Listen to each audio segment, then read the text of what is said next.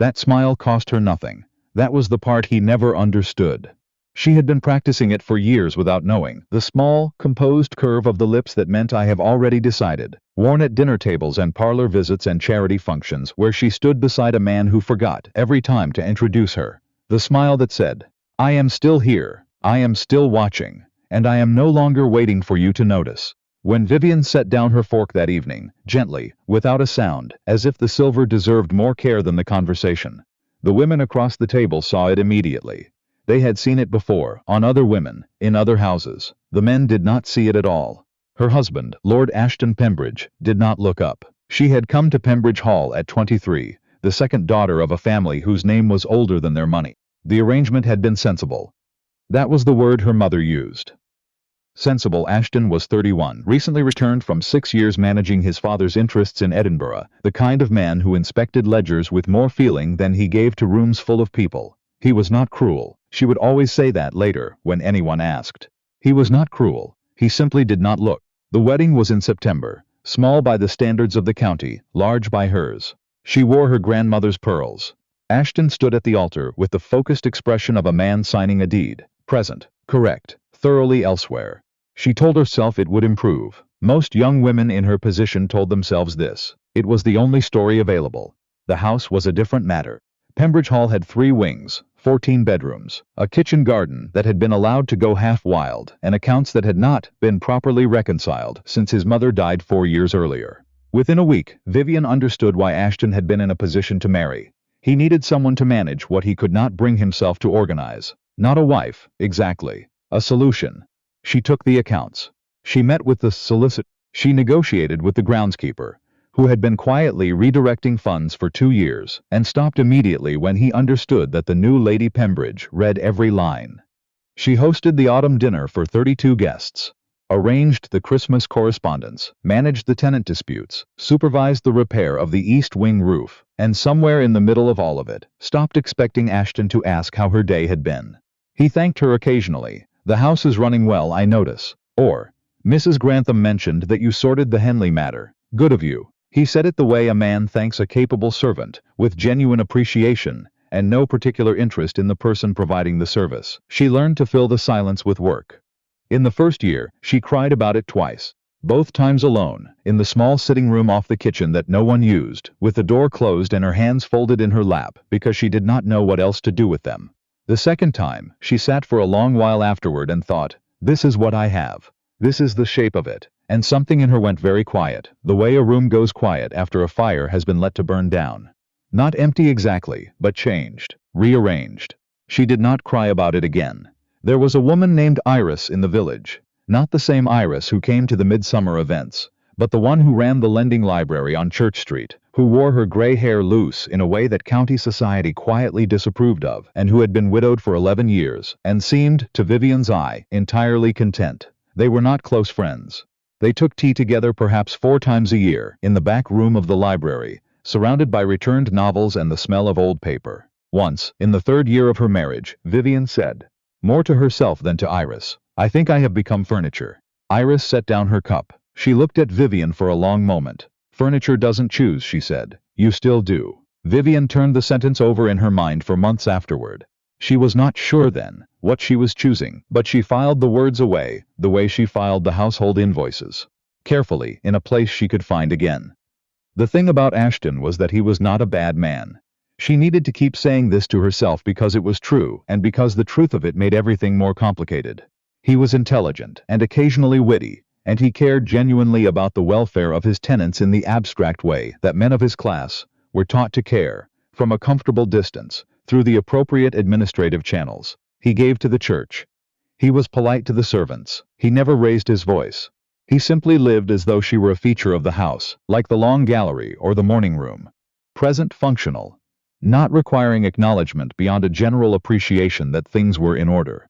There were evenings when he sat across from her at dinner, and looked up and something would pass across his face. Not quite warmth, but something adjacent to it, a recognition, and she would think, perhaps, and then he would look back at his plate, or at the window, or at the correspondence he had brought to the table despite her quiet request that he not, and the perhaps would close again like a hand folding shut. She stopped saying perhaps after the 4th year. By the 6th, she had built a life inside the life. She read widely. She maintained a correspondence with her sister in Bath and with 2 women from her schooling years, who had also made sensible marriages, and who wrote to her, with the same careful cheerfulness that she returned to them. She planted a proper kitchen garden, and learned, from the older groundskeeper's wife, how to put things up for winter. She took over the village women's charitable committee, and reorganized it so thoroughly that the vicar wrote a letter of thanks to Ashton, who passed it to Vivian without comment. She was busy. She was useful. She was, by every visible measure, perfectly all right. She was also, in some way she did not have a clean word for, disappearing. The dinner on the 14th of March was not supposed to be anything particular. Ashton had invited 6 guests, 2 county neighbors, a business associate from London, whose name Vivian had needed to look up in the correspondence, and 3 others she knew slightly and liked well enough. She had arranged the menu, ordered the flowers, consulted with cook about the pheasant, and spent the afternoon reviewing the seating plan to ensure no one who had fallen out with anyone else would be placed adjacent. She wore the blue silk, not because it was her favorite. She had learned not to keep track of favorites, but because Ashton had once, early in their marriage, said it suited her. She remembered these things even when she had stopped expecting him to. The evening went well, as her evenings tended to. She moved the conversation when it stalled. She noticed when the London associate, a man named Gresham, self-important in the specific way of men who have recently made money, began talking too long and redirected the table with a question aimed at the woman to his left, who had been silent for 20 minutes. She made sure that the awkward space after the second course did not become awkward. She was, as she always was, invisible in the way that good management is invisible, felt everywhere, credited nowhere. After the dessert, when the conversation had settled into that loose, comfortable sprawl that meant the evening was going well, Ashton said something to Gresham about the Aldric matter, a legal business she had in fact spent 3 days untangling with the solicitor before Christmas. Gresham listened, nodded, asked a question, and Ashton answered it. He did not mention her. She had not expected him to. She noticed that she hadn't expected him to.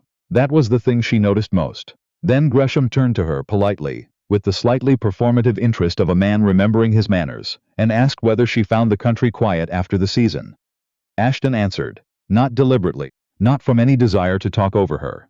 She understood, in that moment with perfect clarity, that it was simply that he answered questions as they came, and a question about his wife was a question about the household, and the household was something he processed the way he processed weather, noted, filed, moved past. He said, Lydia finds it a relief after London, I think. The table did not react, not visibly.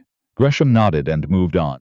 The conversation continued. Vivian picked up her water glass. She set it down again. She folded her hands in her lap below the tablecloth where no one could see them, and she looked at the candles in the center of the table, and something that had been very quiet in her for a long time became, very briefly, loud. Lydia. Lydia was Ashton's first wife. She had died before Vivian had ever heard his name, a fever, 6 years before their marriage, no children. There was a portrait of her in the library that Vivian had never moved because it was not her house to rearrange, not in that way. Lydia had dark eyes and a look in them that suggested she had known things. Vivian had always wondered privately what kind of woman Lydia had been. Now she thought, he does not know I am not her. He has been sitting across from a wife for 7 years and he does not know which one. She looked down the table at him. He was already speaking to someone else. He had not noticed. She was quite certain he would not notice for the rest of the evening. And she was right. Not at him. At nothing. At everything. At the particular absurdity of 7 years culminating in the wrong name said without hesitation at a dinner table full of witnesses. The smile came from somewhere below her ribs. Not bitterness. Not grief exactly. Something more specific than either of those things. The smile of a woman who has just been handed, without anyone meaning to, absolute clarity. This, she thought, is the answer. She had been asking a question for 7 years. She had not known she was asking it until she heard the wrong name in his voice, calm and automatic, and understood all at once that she had been hoping, still, quietly, against all evidence, that someday he would look at her and see her, not the house, not the accounts, not his first wife, her. He had just told her, in front of 6 witnesses, what she had been refusing to understand. He would not. She finished the evening. She thanked the guests. She stood beside Ashton in the entry hall and wished everyone well, and smiled the smile that meant I have already decided. Only Iris, if she had been there, would have recognized it. She did not leave impulsively. She never did anything impulsively. She had not been allowed to, and then she had not known how, and then she had decided it was not her nature. She left the way she had managed the household for 7 years, methodically, with attention to detail, without drama. Over the next 3 weeks, she wrote to her sister in Bath. She contacted the solicitor privately. Not Ashton's man, but one recommended by Iris's late husband's family, a quiet practice in the next county. She reviewed her own finances, which she had maintained with some care. A small inheritance from her aunt, managed well, added to steadily with money she had saved from the household budget by running it efficiently. Not a great sum, but enough. More than enough to begin. She wrote to 2 women she knew in Bath who ran a school, not a fashionable school but a serious one, where the students learned arithmetic and bookkeeping and history, and how to think. She had donated money to it for 4 years. They knew her work. They had written to ask, twice, whether she might ever consider joining them. She had filed those letters away. She found them. She wrote a long reply. She told Ashton on a Thursday morning, after the accounts were up to date and the quarter's correspondence was filed, and the garden plan for spring was drawn up and left on the desk where the new person could find it. She did not do this out of consideration for him. She did it because she did not want to leave chaos behind. She was not the chaos. She had never been the chaos. He was reading when she came in. He looked up, which was already more than usual. She said, "I am leaving Pembridge Hall. My solicitor will be in contact with yours about the formal arrangements. I have left the household accounts current, and the spring plans on the desk." He looked at her for a long moment. She watched him, with genuine curiosity, trying to identify what was moving across his face. It was not cruelty, and it was not indifference. It was something more like a man who has walked into a room he thought he knew, and found the furniture rearranged, disoriented, slightly offended by the inconvenience, reaching for the usual categories and not finding them. "Vivian," he said. He said it correctly. She noticed that too. What has happened? She thought about answering that. She thought about the long answer, and the short answer, and the true answer, which was that nothing had happened and everything had happened over 7 years. And she was done, waiting for him to understand something he had never once tried to understand. She said, "You called me Lydia at dinner last month. You did not notice that you had done it. That is the answer." He frowned. "I apologize for the slip. It is not the slip I am speaking of," she said. "It is everything that made the slip possible."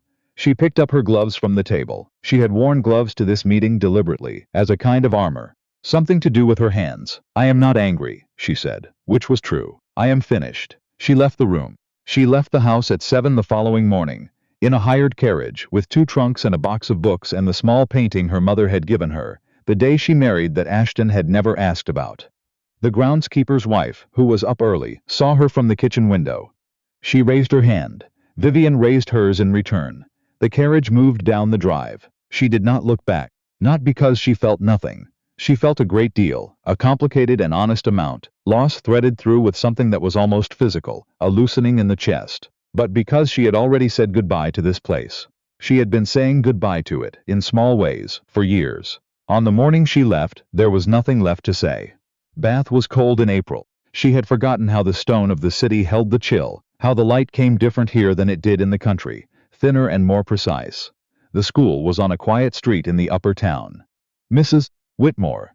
Her name was Felicity Whitmore, a woman in her 50s with ink-stained fingers and a way of asking questions that suggested she actually intended to hear the answer, met her at the door and showed her around and then made tea in an office-lined floor to ceiling with books and said, simply, "We are very glad you're here."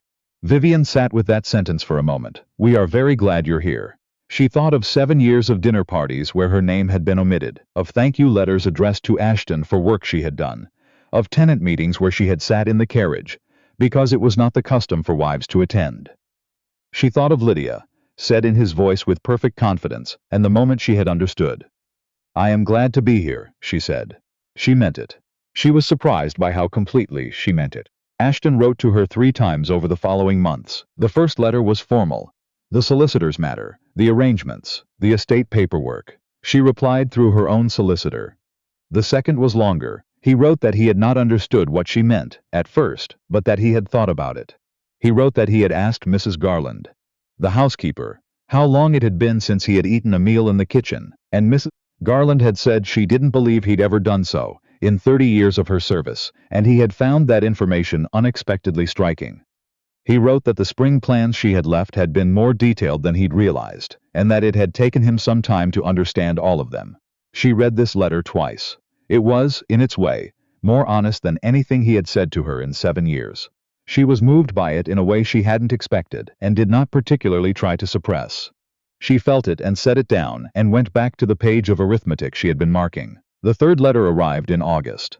It was shorter than the second. I would like to see you, if you would permit it. Not to ask you to return. I understand I think that there is nothing to return to, but because I would like to speak to you, as I should have done long ago. If you are willing. She held this letter in both hands and looked at the window. Outside, one of the students was crossing the courtyard, a girl of about 16 walking quickly, books under her arm, going somewhere with clear intention.